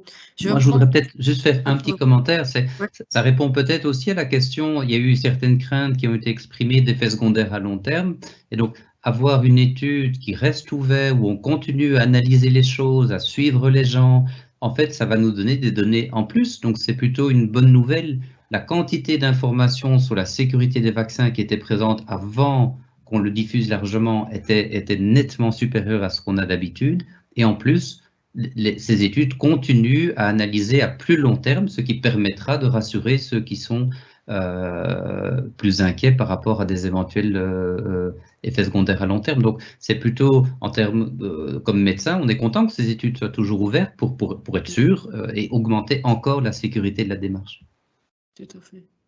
Ok, merci beaucoup. Je vais prendre une dernière question. Je pense que les autres questions seront plutôt liées à d'autres sujets. Et donc, il y a beaucoup de choses qui se trouvent sur notre site internet. Et donc, c'est vraiment, donc, est-ce qu'il y a un intérêt de faire un test anticorps avant la vaccination pour vérifier si l'enfant a déjà eu une infection? Et si positif, alors est-ce qu'on pourrait donner justement une seule dose? Et si on ne fait pas ce test, est-ce qu'il n'y a pas un risque de survaccination? Et que si on ne fait pas de test, alors qu'il pourrait que l'enfant ait été infecté, mais qu'on ne le voit pas. Et donc, est-ce qu'il y a à ce moment-là un risque de survaccination? Le professeur Spears, voilà. Donc, risque de survaccination, non. Clairement, il n'y a pas. C'est plutôt deux remparts plutôt qu'un par rapport à un problème. Donc ça, il n'y a pas de difficulté. Alors, on a beaucoup eu cette question de cette sérologie. Je vais faire une prise de sang, je vais regarder mes anticorps et puis je déciderai si je ferai mon vaccin ou pas. Alors, on comprend, je crois bien, le raisonnement. Hein. C'est sûr qu'il y a différentes façons d'avoir une immunité et que l'immunité naturelle y contribue aussi. La difficulté, c'est qu'on n'a pas encore de tests de laboratoire qui nous permettent d'affirmer qu'un taux d'anticorps est protecteur. Et donc, vous pouvez me dire, j'ai 500, 1000, 1500 anticorps. Je ne peux pas être certain que si je vous fais un spray de Covid-19, vous n'allez pas tomber malade. Et donc, c'est difficile de répondre à cette question. Ça peut être un choix individuel. Moi, personnellement, je ne sais pas ce que Charlotte répondra, mais je ne le conseille pas parce que je pense que c'est très difficile à interpréter. Et donc, les données sur lesquelles on peut vous conseiller, c'est de dire, ben voilà, avec ces doses de vaccin, on diminue le risque de manière très claire. Avec cette dose d'anticorps que vous me dites, en fait, je ne sais pas vous répondre. Et donc, je ne pense pas que ce soit une stratégie. Peut-être que ça le deviendra un jour. Peut-être qu'on comprendra assez bien le fonctionnement du coronavirus pour pouvoir dire, ben non, maintenant, vous, c'est bon, vous êtes OK. Mais pour l'instant, on ne sait pas le faire. Donc, c'est théoriquement une bonne idée. Pratiquement, ça ne fonctionne pas. Ok, merci beaucoup. Docteur Martin va confirmer? Oui, oui, tout à fait. Je pense que c'est complet. On n'a pas encore d'idée de quel chiffre est vraiment protecteur et on n'a pas accès aux vrais anticorps qui nous intéressent, qui sont les anticorps neutralisants et qui ne sont pas ceux qui sont dosés en routine. Derrière tout ça, derrière les anticorps, on l'a dit suffisamment, il y a toute une autre immunité qui n'est pas facilement dosable en routine. Et moi, c'est vrai que quand on me dit... et par ailleurs, c'est très ponctuel comme mesure. Hein. Vous savez ce que vous avez aujourd'hui, mais vous ne savez pas ce que vous avez dans un mois. À quelle vitesse est-ce que ça décroît? Si ça décroît. Donc, alors qu'en fait, vous ne prenez pas de risque à vous vacciner sur une sérologie positive. Vous ne faites que renforcer une immunité qui est déjà là et probablement l'enrichir. C'est ça qui a été aussi montré, c'est que immunité naturelle plus vaccination, c'est enrichir son immunité anti-coronavirus, peut-être probablement aussi contre plus de variants. Or, je ne veux pas être pessimiste, mais je pense qu'une immunité contre plus de variants, c'est bien. Voilà. Merci beaucoup pour toutes ces explications et toutes ces réponses. Et donc, si on n'a pas traité toutes les questions, je pense bien, en tout cas ceux liés aux petits-enfants, vous pouvez toujours vous rendre sur coronavirus.brussels. Et donc, là, il y a beaucoup de FAQ, de Frequently Asked Questions, qui sont répondus sur notre site. Et donc, là aussi, vous trouvez aussi les informations sur les adolescents, sur le Novavax, etc., etc. Donc voilà, je voulais vraiment remercier nos deux médecins justement pour toutes les explications qui étaient, je pense, très, très instructives et très, très balancées. Donc un tout grand merci pour ça. Et donc justement, si vous êtes quand même convaincu et que vous voulez laisser vacciner votre enfant, vous pouvez toujours aller, et c'est la slide précédente, aller dans un de nos centres justement pour faire vacciner donc, les enfants. On demande quand même, et justement, parce qu'on veut vraiment prendre le temps avec les enfants et ne pas les faire attendre trop longtemps, on vous demande donc de prendre rendez-vous via Bruvax, donc, où il y a aussi sur notre site le lien vers Bruvax, ou bien vous pouvez aussi appeler notre call center, c'est le 02 214 19 19. Et donc là, vous pouvez prendre rendez-vous dans un des centres où on propose toujours la vaccination pour les enfants sur des jours spécifiques qui sont aussi normalement les jours où les enfants ne doivent pas aller à l'école. Et donc voilà, et donc comme je disais tantôt, sur notre site coronavirus.brussels, vous trouvez vraiment beaucoup d'informations, donc les FAQ qui sont là et les informations pratiques sur la vaccination. Et également donc le webinaire qui a été enregistré ce soir et donc où vous pouvez revoir les différentes réponses et évidemment vous pouvez également les repartager avec vos connaissances. Voilà, un tout grand merci, un schtroumpf merci et une très belle soirée encore et merci beaucoup pour votre attention et un tout grand merci pour nos intervenants. Merci beaucoup et bonne soirée et protégez-vous bien. On va ensemble sortir de cette crise. Merci beaucoup.